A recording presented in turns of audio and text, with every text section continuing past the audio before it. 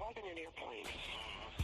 It was not an airplane. It was down awfully low. You're listening to Pursuit of the Paranormal podcast with your hosts, Ash Ellis and Greg Tomlinson. Hey Ash, how are you doing? Very good. Pretty tired today after a late night last night, but yeah, no, I'm good. How are you doing? Yeah, I'm good. I'm also tired after watching you last night, but we've had a crazy week really of live broadcasts on TikTok, haven't we? It's been mad. So first of all, we went to Delamere Forest on Friday night. Well, we actually went to two places on Friday night. We live streamed from an abandoned pub just off the motorway near Manchester. Yeah. And then after going there, walking back to the car and seeing a traffic officer parked up waiting for us, we made our sort of move and went to the next venue, which was Delamere Forest, which a couple of years ago now, it was 2022, I think, maybe in 3 years. 23. Was it 23? We went and filmed a documentary with Danny Moss for the Paranormal Investigator, which you can watch on YouTube now, which is still available, where we went UFO hunting, basically, and a bit of paranormal investigating in the woods in Delamere. Yeah. So we went back there on Friday with Witchfinder Matt, Paranormal ID, Ian, and two of the girls to investigate, Sarah and Emma. My Sarah and Emma. And weird stuff happened again. It was a fascinating evening. We had our biggest TikTok live audience. And it was wild.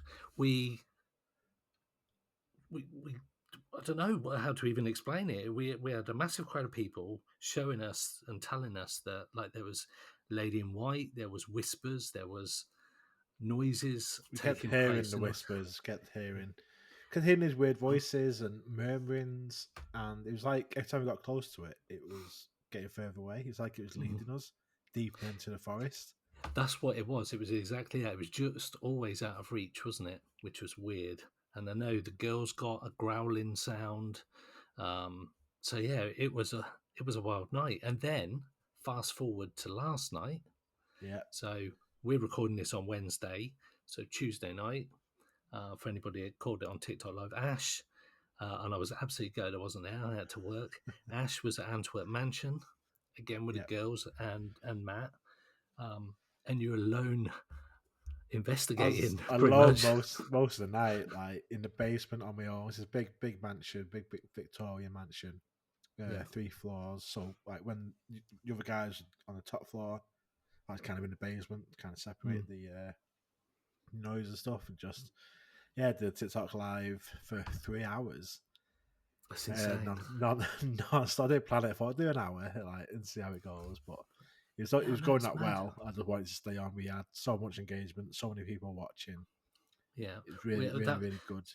So after Friday being our biggest TikTok audience and likes and everything, last night surpassed that. So Massively. we're fairly new to TikTok and going live, me and you, aren't we? Yeah. That's the first time I'd done it on my own as well. So I was quite anxious about doing it anyway. Yeah. I mean, having and doing the podcast for the last few years does help you to sort of like think off script a lot, which is talking to nothing, which is and that's a really weird thing, isn't it? Talking to nothing. You kind of just like, oh God, what have I got? Because if nobody says anything or nobody's on the live, which happens right at the start, there's nobody there. You kind of just Billy No Mates, for want of a better phrase, and you can start to see the numbers trickle up, and you're still chatting away. And if nobody's engaging, you're seeing all these people join, and then you're just like hoping somebody says something. Some stay, But yeah, so I was on my own account watching and interacting, and at one point you invited me on. So I was on for about 10 seconds. No, I don't even know how I invited you. I was trying to make you a mod. Next minute, your face popped up on there. on the line. I don't know what I've done. First time Luck- I've done it on my own. First time I've been luckily, behind the controls. I know, but you did an amazing job, and we got 150,000 likes. I can't believe that was insane. Amazing. I was amazing. I was crowd cheering from the comment section, so it was really good, and it was a really good live. Loads of weird stuff happened. So yeah, if anybody wants to check it out, we'll be going live every now and again. Well, it seems to be quite regular. More often than not, I think. I've got the Yeah, bug for so it now. It's mad because when we first online jobs, I was paid to be a poker Twitch streamer. When Twitch was like quite new and all the rage, and I was paid not quite a nice amount actually just to stream poker for a poker company. And that again, when you first start, you're talking to no one. You have to get used to that, just talking out loud to yourself, and just so that kind of helped, I guess, from taking me back to being a poker streamer all those years ago. Yeah, wow. We're now, look at us, fast forward. We're TikTok generation, Ash. I know. And yeah, you did a grand job, and it is something that people think they can do, and until you start doing it, it's definite knack of trying to keep talking for 3.5 hours. So when essentially you might not get anybody talking back to you, you've got nobody physically talking to you. It's all on words, basically on screen. Yeah. So yeah, check us out on there. We've got loads planned. Ash might be going out again over the next couple of days. Yep, definitely. I'm going to be going out to a potentially, well, I've never seen it streamed anywhere, but it might well be. It's somewhere in Oxfordshire. I won't say where it is. That's the joy of streaming. You don't have to say anything until you're there. But where I'm going is potentially there's a curse been placed on visiting monarchs who incite violence. Many kings have died when they've been coming into battle in Oxford at this particular place because of a particular saint. So Oxford has a saint, and yeah, so I found that today. So might be popping out there over the weekend. So that'd be good. And then might be checking out some other locations in Oxford based on the fact that we had some crazy stuff at the Turf Tavern. So, which actually I've got a video I need to put up of that I don't even think I've sent to you. So I'll send you that, and it's the K2 going off specific in that pub. The K2 going off, and me and Sarah just look at each other as if to say, "What the hell?" So we were doing a live investigation right next to people taking and eating food. This is very weird in the middle of a chain pub in the middle of Oxford. So yeah, it should be good. So yeah, it's been really fun engaging with a lot of people on TikTok. Hopefully reaching a new audience as well as our existing loyal fan base. And we see our listeners on the chat on TikTok as well, which is good as well, which is cool. So if you guys want to check us out on TikTok, we're just Pursuit of the Paranormal on TikTok as well. Come follow us and go on our link tree, and you can see TikTok from there. But it is a platform that is great for streaming. It really is. It's a good streaming platform, and I know there's a lot of people that use it successfully to spread the word. So we've been using it more for sort of like short videos, about daily videos this year about everything paranormal, UAP, like random sort of facts about strange places and high strangeness. And we've also been doing the streaming as well now. So it's kind of the other side of our lives. We chat to each other all the time on the podcast, but it's the other side of all the weird stuff that we see all the time, and all the stuff we get up to. So so yeah, so it's been fab, and I've really enjoyed it as well myself. Very tired though, and like you alluded to at the start, it can be a late night. It is, but it's worth it. Oh, 100%. So tonight on the podcast, we are joined by a gentleman by the name of Brian. And Brian is an account that I come across on TikTok. We've just had a 10-minute conversation about TikTok as well, so it feeds in nicely. An account that we've followed over the last couple of weeks called Ghostwriter. And there's a new book that's just been launched over the last month or so called Ghostwriter, and it's based on the events that's happened in Brian's house. And I don't even know what I was going to say there. I completely lost my train of thought. Sorry, Ash. It's all right. So we're going to be chatting to Brian tonight about what has inspired the book, the events that have taken place in the house since he's been in there, because I know there's been some deaths in the house since sort of the early 20th century. So welcome along, Brian. How are you today? I'm doing great. How you guys doing? I hope that intro done you justice. Oh, it was fantastic. Yeah. Loved it. Good. Yeah, we're good, thanks. So people will recognise that you've got an American accent. So whereabouts in America are you? I live in Fort Worth, Texas. So I don't know if y'all ever been down to Texas, but yeah, that's where I am right now. And literally just moved to Fort Worth a little over a year ago. So I've only been here about a year, but I've been in Texas for a while. So okay. So is it the year ago that you moved into this particular house? yes, yeah, we moved in February 4th, 2024. Oh wow! And so, what can you sort of describe what the house is like? I mean, in the UK, we've got like a sort of standardy kind of house. What kind of house is it? So they call this style that I live in a craftsman style here in America, kind of like arts and crafts style. It was basically an architecture that came right after the Victorian era. Most of the houses in my neighborhood actually are between 1890 to about 1930 as the latest. So we live in a historic neighborhood, which is actually the largest historic neighborhood in the Southwest United States. So we have a lot of intact old homes.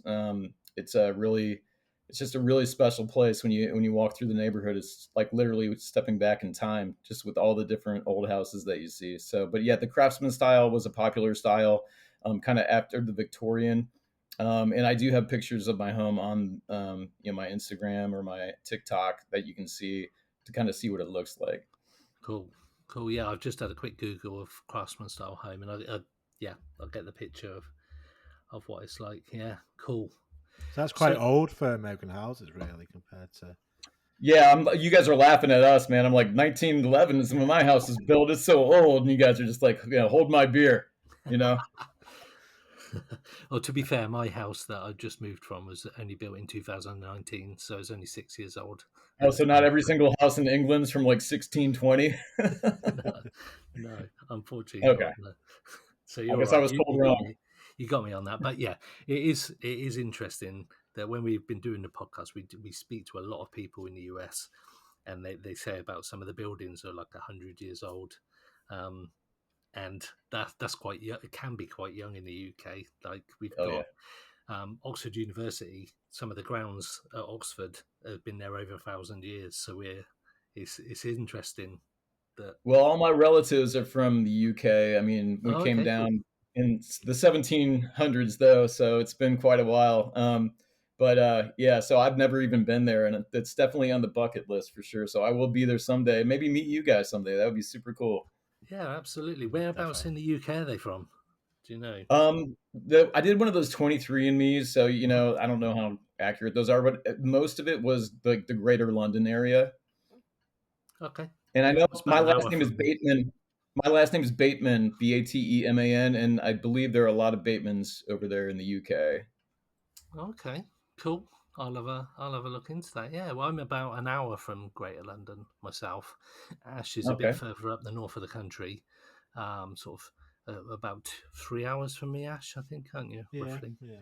So, and that's quite a widespread in the UK. I know that's probably not so much of a distance in Texas, but yeah, no, Texas is kind of like a big country, a big small country, I guess. Yeah, it's huge, but we're not the biggest actually. Alaska, I believe, is bigger, of course, and then California too, I believe. if I'm not mistaken. Or maybe not. I don't know.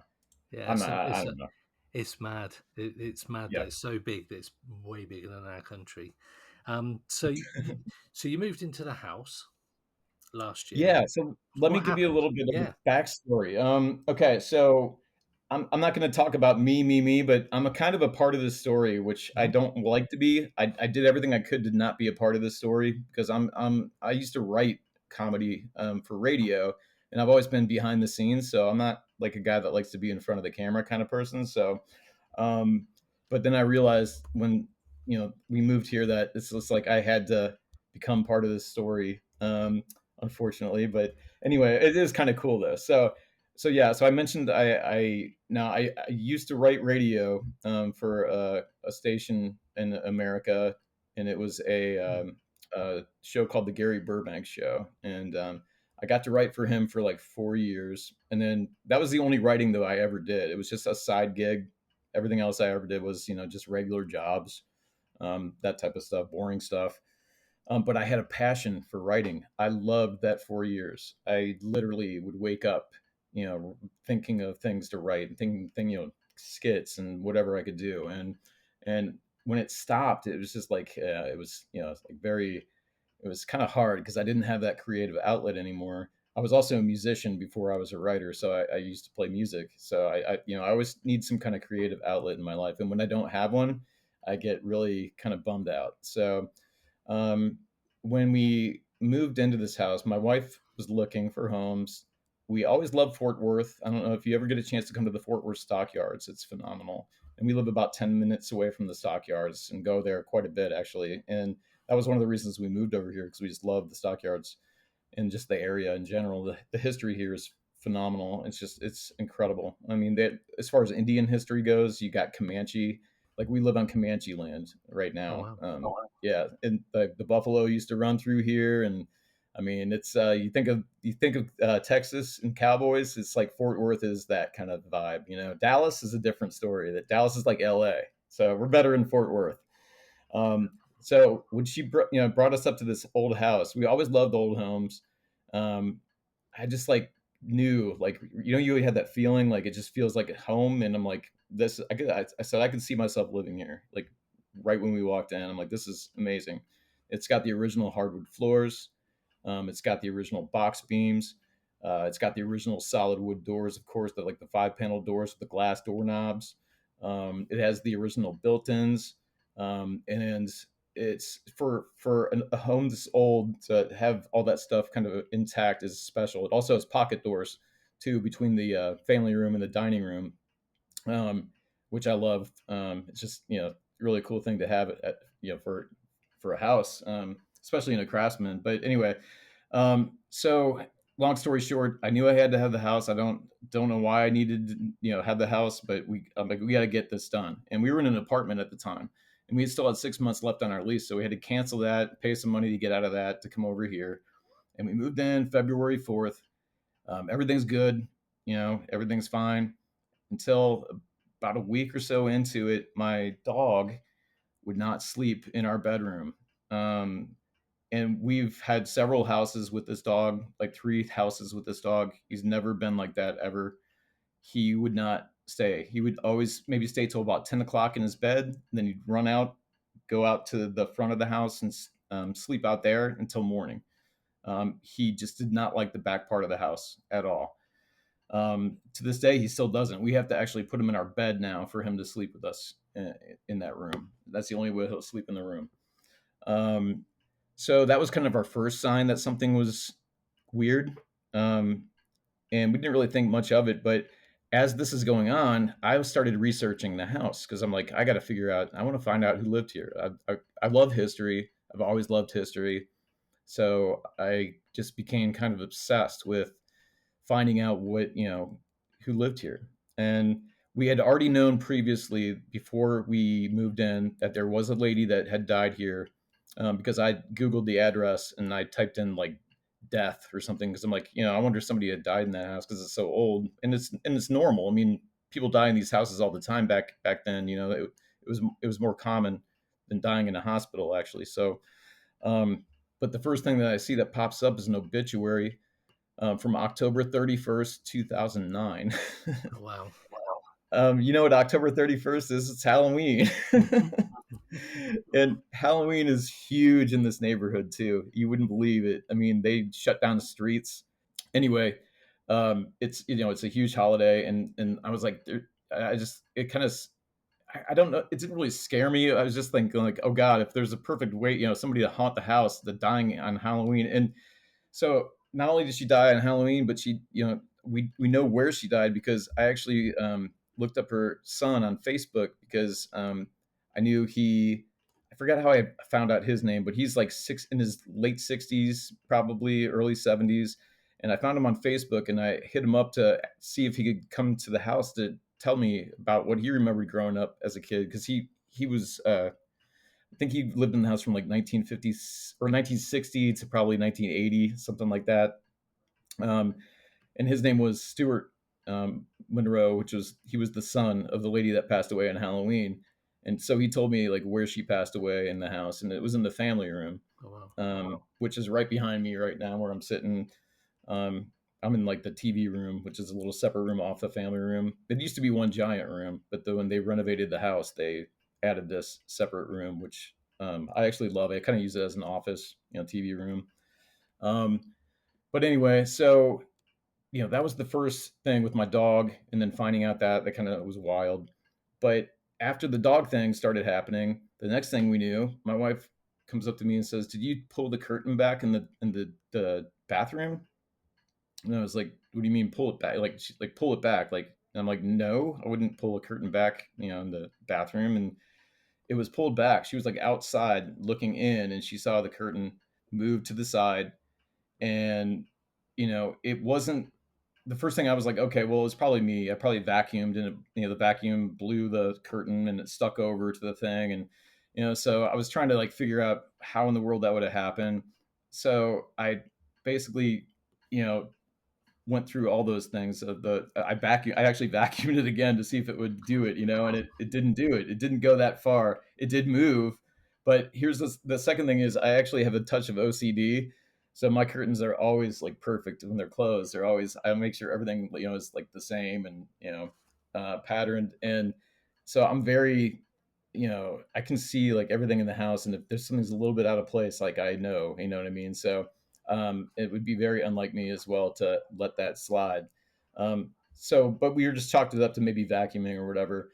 Well, then a little bit later, a couple weeks later, um, the other curtains moved, but they all moved the same way, but they didn't move as far, but they were all like the same movement. And so again, I'm like, that I just it's you're like, okay, again, maybe it was you say the wind and everything, but I know the day that happened there was no wind, and I think it was in the spring, and our AC wasn't even on, so it was like there was no air blowing, because we noticed it when we came home from eating. We went out to eat, came back, and then she called me into the bathroom and was like, look at this. And so that was the second thing, along with the dog thing still going on. So the big thing, I guess, that we like noticed was the when my wife was in the kitchen, we had a little plastic dog bowl. It's a little travel dog bowl that we take with our dogs when we go, trips and whatever. Just started wobbling on its own. It was on the kitchen floor, and it's just started, moving. And she, yelled at me right away. I came in, and we were thinking like, okay, maybe you hit it, with your leg and you didn't realize it or something like that. But she was actually working in the kitchen pretty far from it. So like it wouldn't, there was no way she could have hit it with her foot or anything, because we were redoing the floors at that time. We pulled up the tile that the flipper put up over the flooring, because the original hardwood floors were underneath. And so we had a guy come out and refinish them and stuff. So we had been working on some prep work when that happened. So again, that was kind of the craziest thing where we really couldn't, say what it was. But then the biggest thing that has happened so far happened on Christmas Day. And my family was there, my son, my two sons, my daughter, and then their, boyfriend, girlfriends. And my son had put a water bottle on the table, like just a regular drinking plastic water bottle you buy at the convenience store or whatever. And when everyone was leaving, well, there were some people that were already gone, but then when other people were leaving, my son was still here. He went to get his water bottle, and it had been turned upside down on its cap. Um, which, if you take a plastic water bottle and do that, sometimes it's kind of hard to even balance it because we were. So he thought like I did it, as a joke or something. I thought he did it as a joke. My wife thought I did it as a joke. Everybody thought somebody did it as a joke because we laugh at what's going on in this house, and we're always like, "Oh, it's the ghost!" Ooh. Yep. So my kids were, I was telling them, I'm like, if you did this, tell me now. I'm not going to be mad, whatever, because I'm documenting this stuff. And they literally all swore up and down that nobody did it, and I believe them because they would have told me because they know when I'm not messing around because I mess around all the time because I love just to laugh and have fun, but when Dad's serious, it's serious. So yeah, so that was the weirdest thing that's happened so far, and that's the one that kind of makes me a little bit kind of freaked out because something physically had to move that. And how do you do that? How does that happen? Like, I don't know any of those answers. That's the kind of thing. That's why I love talking to people like you because you guys have done all these investigations and stuff, and you may have at least some suggestions of what might have happened. Now, the psychic that was here said it was something called an elemental, and that's where I kind of was just my turned my brain off and was like, nah, I'm not, nah. So, but that's what she said it was. She said it had enough power to do something, and it likes to play little pranks here and there. So that was her explanation for what it was, but I don't know. But anyway, so that was kind of the most crazy thing that's happened here since we've been here. But I did a few days ago. I had posted a video of my dog, my other dog. We have two dogs. The dog that doesn't sleep in the room is a dachshund. The other dog, she sleeps in a room in a cage, is a rescue. We got her. I think we got her in November, and she's very quirky, but she's also seems to be very intuitive. um, we were sitting on the couch, and she looked over the edge of the couch and barked at nothing, jumped down, went out of the den and was in the family room and would not come back into the den, no matter what. I mean, and she has never done this before, ever. So I recorded her. I was saying, Molly, come on in, and I was recording it. I put this on the Instagram, I think, and the TikTok, and she would not come in. And then she started looking up in the air, and then she just left. But later that day, she did come back in, and we're both sitting on the couch again. She's laying down, and I heard somebody say hi, and it was like hi. It was like a whisper. It said hi, and she looked exactly the same time I looked, and we looked to the right of us, basically where she was looking down earlier in that day, and that's kind of where it was coming from in that area. Um, and that was I kept saying to myself, okay, I was thinking, is it somebody outside? Is it you always, what was that? But there was no other explanation other than it literally sounded like it was in the room. And the thing that's interesting about that is the investigators, paranormal investigators, caught two EVPs in our bedroom that both say hey. So we had two hays in the bedroom, and I got an audible hi in the den. And then with her, her behavior earlier that day, it's not proof, but you just kind of put pieces together and just let people come to their own conclusions, I guess. But and then I always think, like, did I really hear that? But she heard it too. So yeah, I did really hear that. And it was weird that we looked at the same time. So yeah, so that just happened. There's quite a bit of history to the house. Like I say, it's an old neighbourhood. Yes. So what kind of things that happened in the house? Okay. So when I first moved into the house, I became obsessed with the house and doing research. And so I would spend all day on my phone on the couch doing research. I signed up for 23 or not 23 me, ancestry.com. I did all the archives of the newspapers to pay for that stuff, where you literally just type in your address and, it shows you the old newspaper articles. From the Fort Worth Star Telegram was our local paper here. And the articles went back to, I think, like 1905 or something like that. So our house was built in 1911. So, I was like, okay, well, there should be some articles. So I started looking into the house and the articles of the house. But the first thing I find is a guy named Alicia Morford, um, who died in my home on January 18th, 1914. So I started looking up who he was, and it took a long time, but I found out that he was a former Union soldier, um, from the Indiana infantry. It was like the 68th Infantry, I believe, Company C. So he, fought in the Civil War, in his, obviously youth or whatever.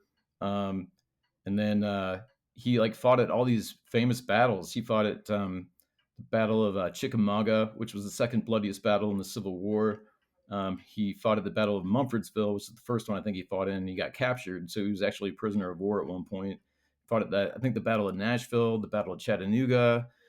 So he saw a lot of action, and somehow he came down with his family in around 1911, 1912.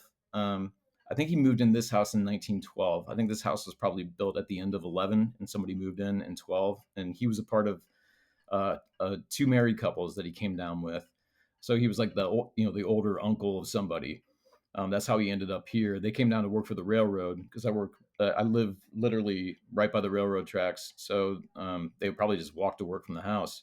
But yeah, so I thought that was interesting that he had been in the Civil War but then so I turned out to find the next death, and these weren't all in order. I found actually like Martha's death in 2009 first.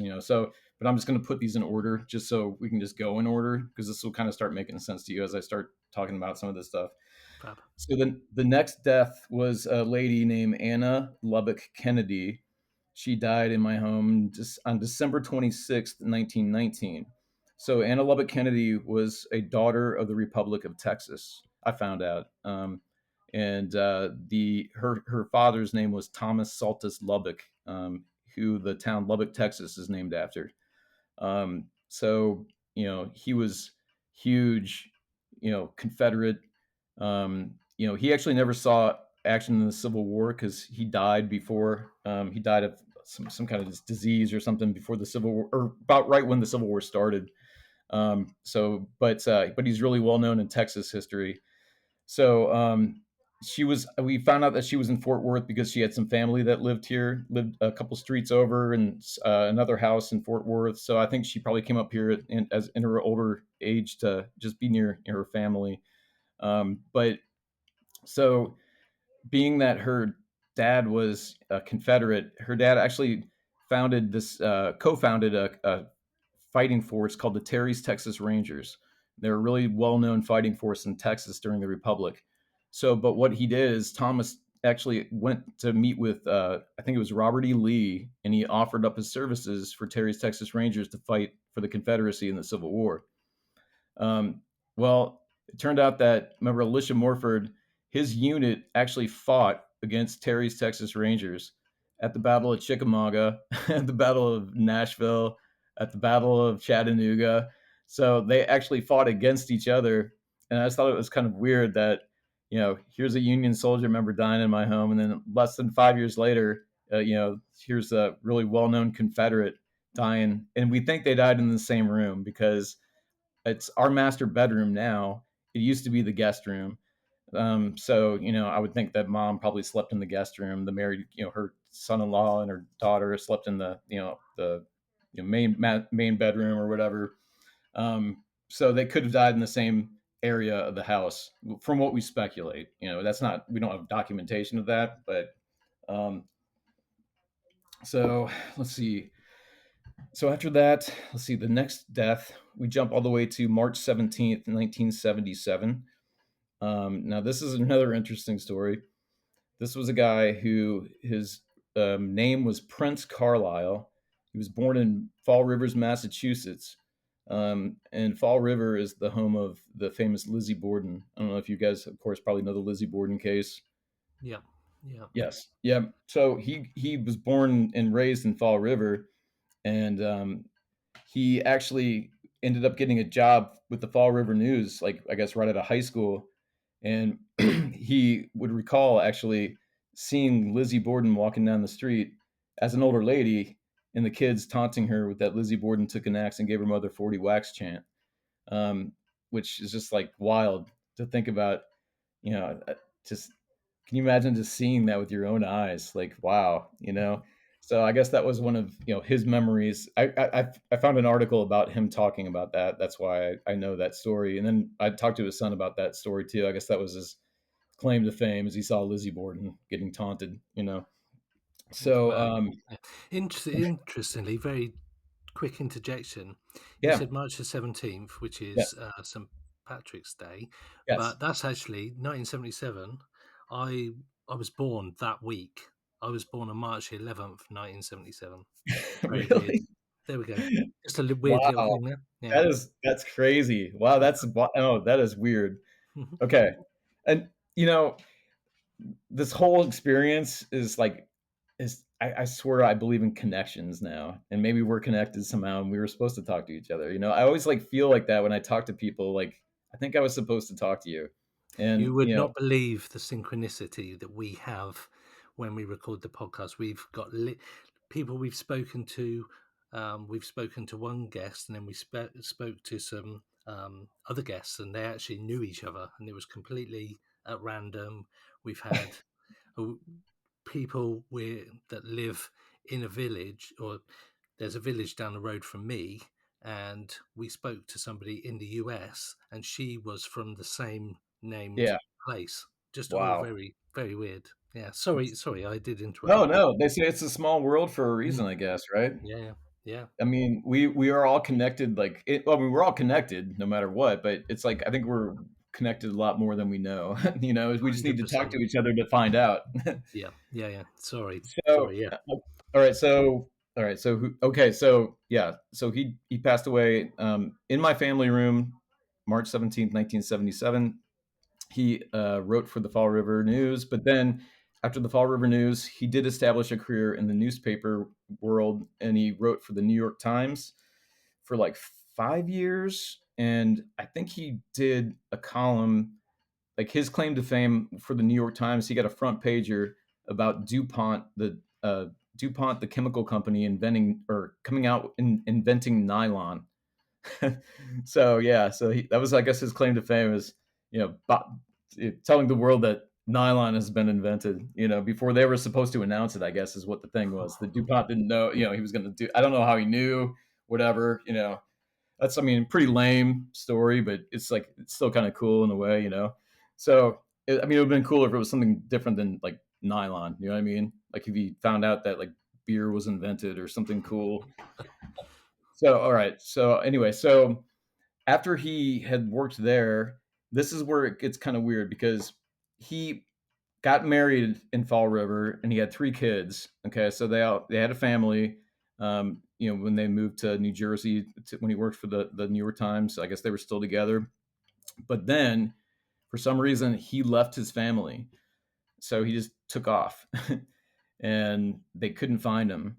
And I found a newspaper article when they did find him, and they found him 3 years later in Dallas, or no, not in Dallas, in Fort Worth, Texas, working for the Fort Worth Star Telegram, in writing a financial column, and he had changed his name to Harold Monroe from Prince Carlisle. So he completely changed his name. Just completely just came out and started the new life and everything. So I would love to know the backstory on what happened with the Pryor family, but there's probably no way, I'll ever know. And I don't want to like ask his son, that's not like the kind of thing you want to tell, like, hey, tell me, why did your dad leave his other family? I mean, and start a new family, because he had 3 kids here as well. So, but from what I know, he just was totally, estranged from his family for the rest of his life. Um, so, but let's see. The next death would be after that would be okay. That would be Martha. Yes. All right. So Martha was married to Harold, um, and she was the one that passed away on October 31st, 2009. And then the last death that we know of, which we found out from our neighbors after we moved in was February 3rd, 2023. And like I said, we had been moving in February 3rd, but 2024, but we actually, were permanent February 4th. So we basically moved in a year, to the day the guy died. And he died in our guest room, which used to be the master bedroom, but it's now we use it as the guest room. And that room is very active as well. I mean, pretty much every room in this house is pretty active, especially when the paranormal people come. It's like they know they're coming, and they want to put a show on or something. Because I don't really try to pay attention to every single thing that goes on in my house every day. My eyes aren't always that wide open. They're definitely more open than they were before, though. So, but so that's my house. I haven't even gotten to my street yet. I mean, the reason I'm so scatterbrained with this story, there's so much information that it's just so hard to follow it all. And I haven't even scratched the surface yet on a lot of this stuff. But for instance, next door to me, there was a suicide. A gentleman was suffering from cancer. He was a former military guy, and I guess he just had enough of the pain and went in his backyard and shot himself. His name was Sam. And then 2 doors down on the other side of me in 1998, there was a kid. Well, man, he was 18, so he was a grandson of his grandmother was basically letting his dad and him live with her. I guess I'd lived with them for a while, and I guess something happened. She was going to kick him out of the house because I guess he was doing drugs or whatever. So he ended up beating her to death with his bare fists, and they found some satanic symbols in some notebooks and stuff. But again, you know what? This is 1998, and I used to like draw the Motley Crue pentagram, in my notebook and stuff, or like Iron Maiden. I'd have like Eddie pictures and stuff, like. So I don't always go to Satanism, as the first thing, but you never know. I mean, he was definitely drawing some stuff. And then a few doors down from that, a few doors down from that, and then across the street, in 1999, there was not an elderly, but a retired couple, who were beaten to death, and that case has never been solved.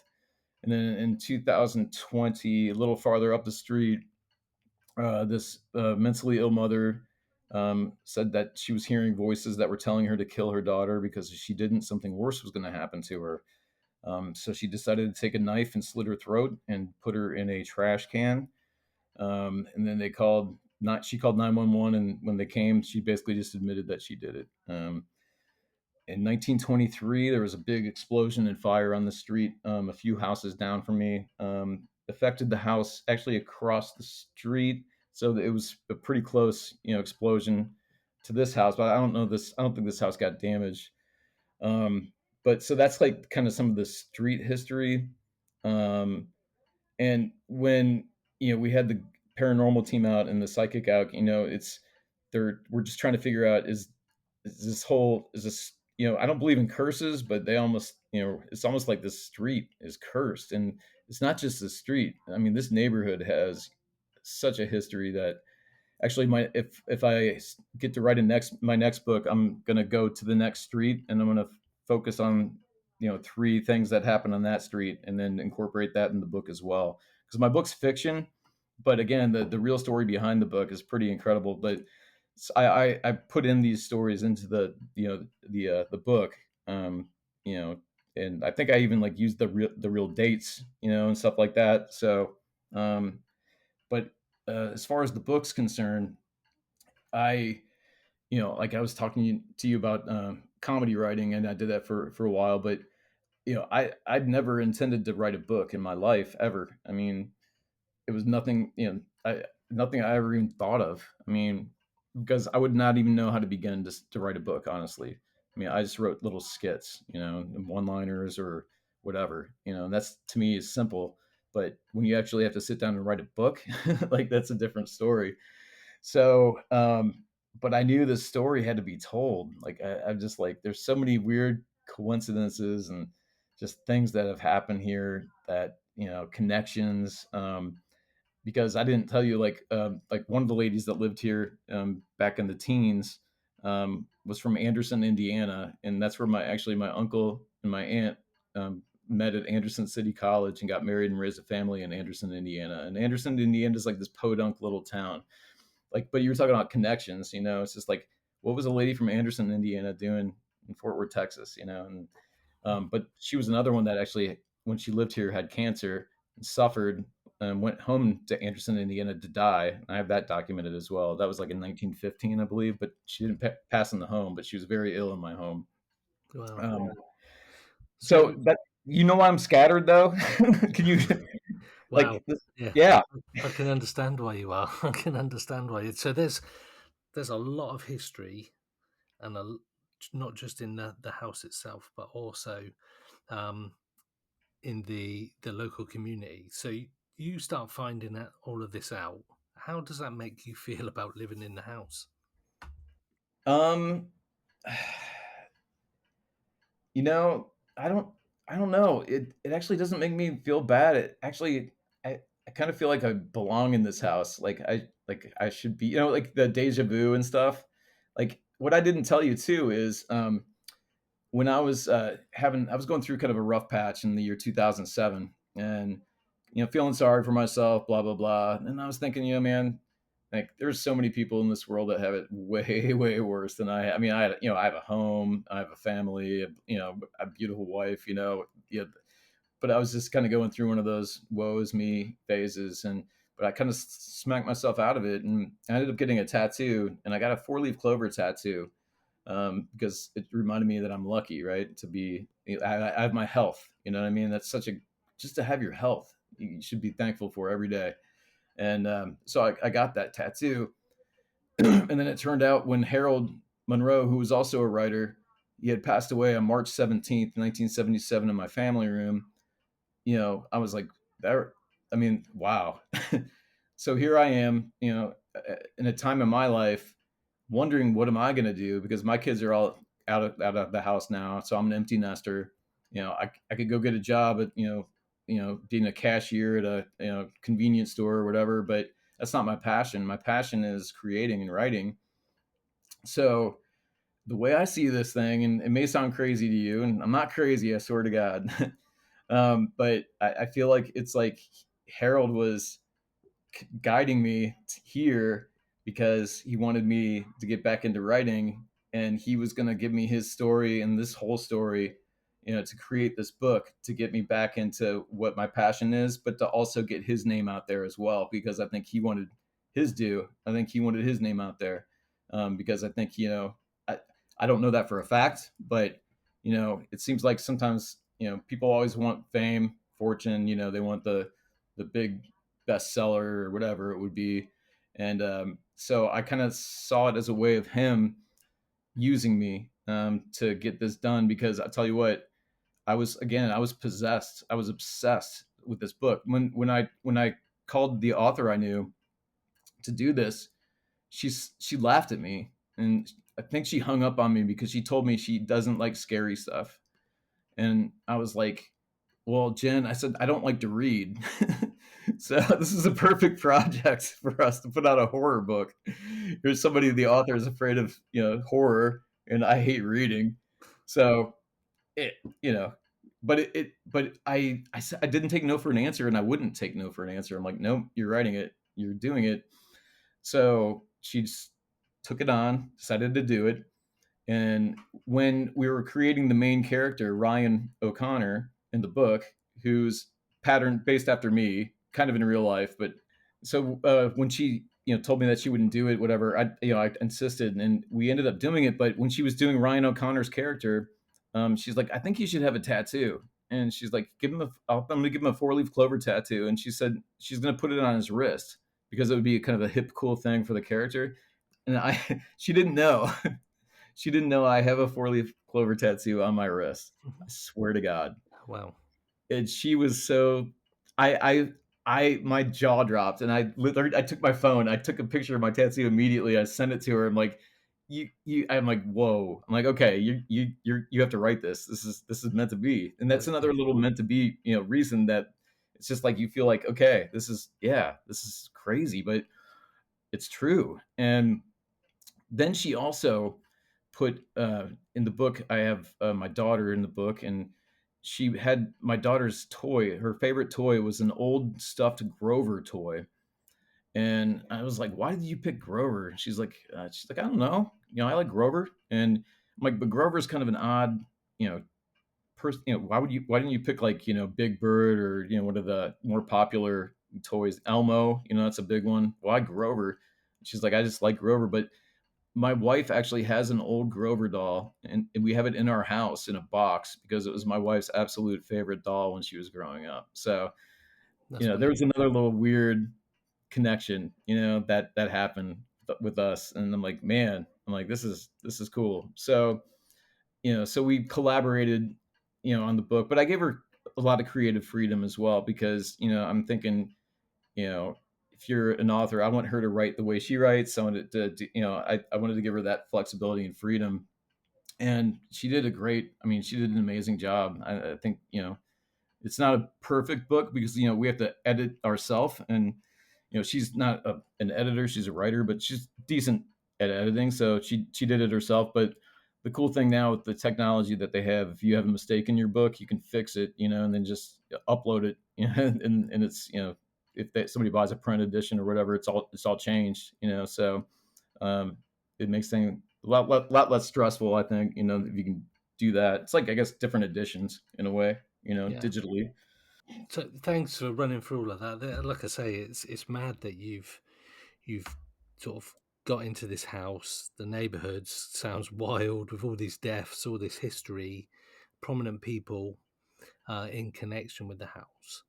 So, can you give us a brief view of like exactly the type of activity that seems to happen in the house? Yeah. So, I mean, the the activity's not like, it's not like, The Conjuring. It's nothing like scary. Yeah, It's I've never felt like in danger or threatened.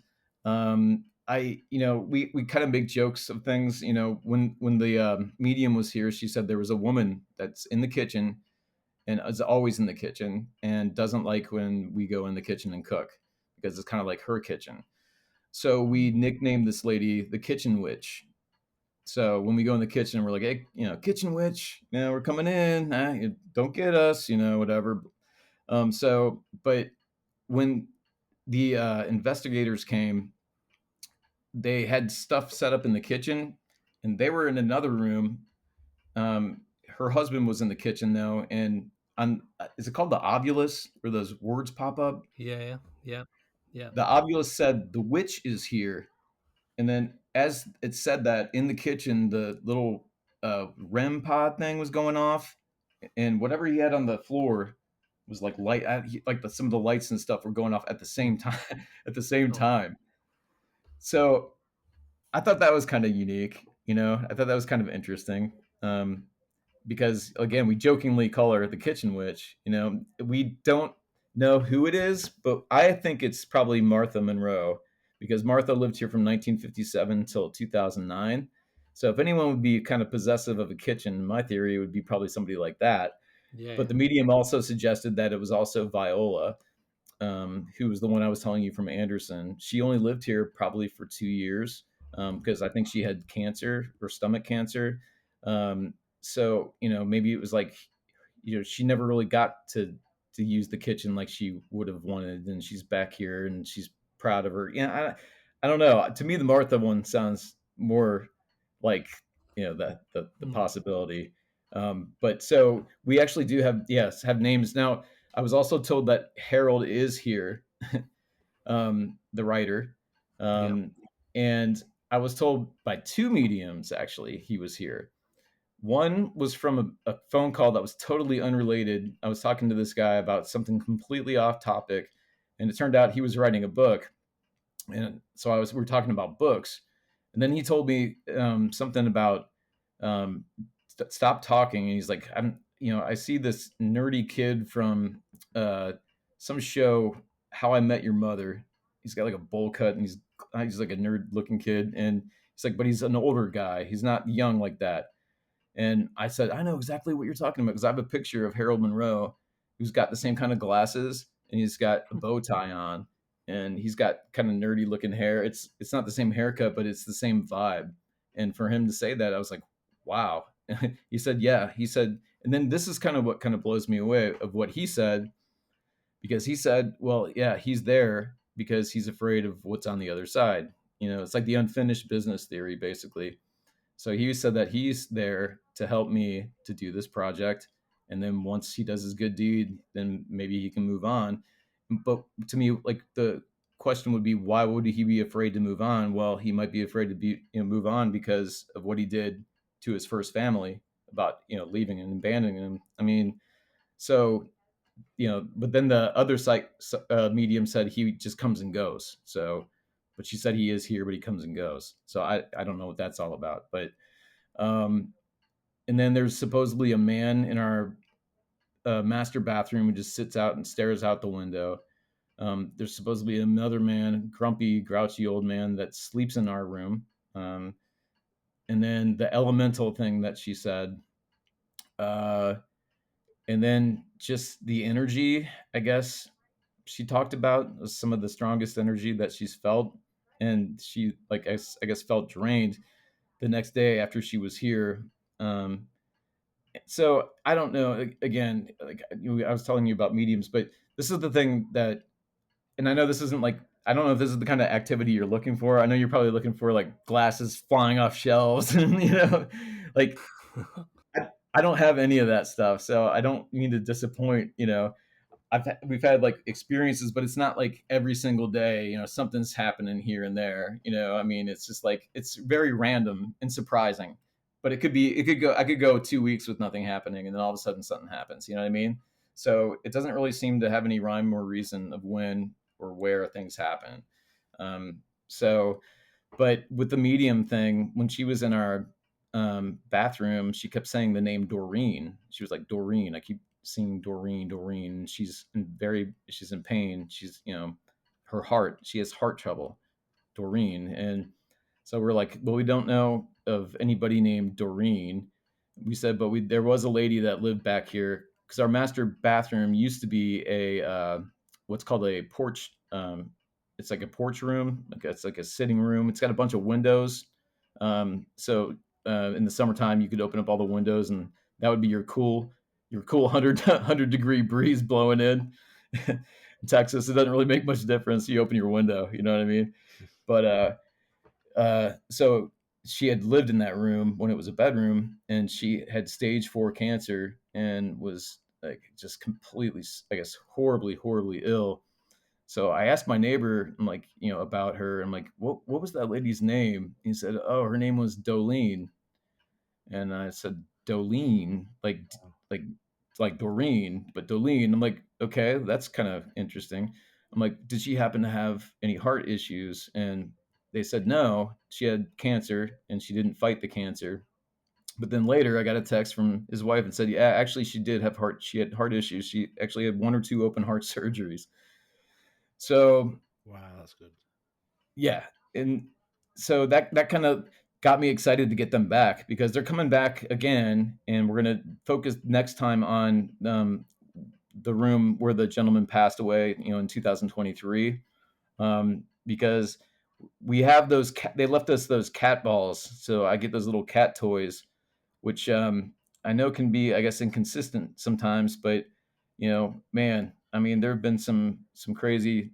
I've had some conversations with them that when they respond, and like I said, it's random too, because like it could be in the afternoon where all of a sudden I'll see one of those balls going, and then I don't have any of the other equipment that you guys all have, though. I mean, I have just like the little, like, what do you think of that? What's that app, Ghost Tube? Like, is that a scam? It seems like it's a scam. I'm not a fan of that one. The one with where it shows the figures and stuff. Is that the one? I don't know. It seems like it listens to what you say, and then I don't know. I'm just like, Yeah, that's why I kind of like the Obulus thing, because it was supposedly not connected to anything. Is that true? Is that the difference? yeah. I mean, I'm not a fan of really any of the kind of the apps Yeah, Because like the programmed, obviously they need to be programmed, and obviously you have to write the code in. So I don't see yeah. how it kind of how the spirits whatever can kind of get into the app itself. I don't know. Yeah. I don't use the apps. I prefer the more physical kind Yeah, of. they don't use them. They don't use the apps like that usually either. She said there was maybe one that she said that she thought was decent, but yeah, they don't like those either. So, and like the lady that is part of the paranormal team, her name's Rose. Um, uh, I think Valenzuela is her last name, and she used to be the ghost tour guide over at the stockyards. So she knows, and she's like me. She loves history, so she knows all the history of the stockyards, every little story, every little underground tunnel, every and she knows, like, she looks up the true history.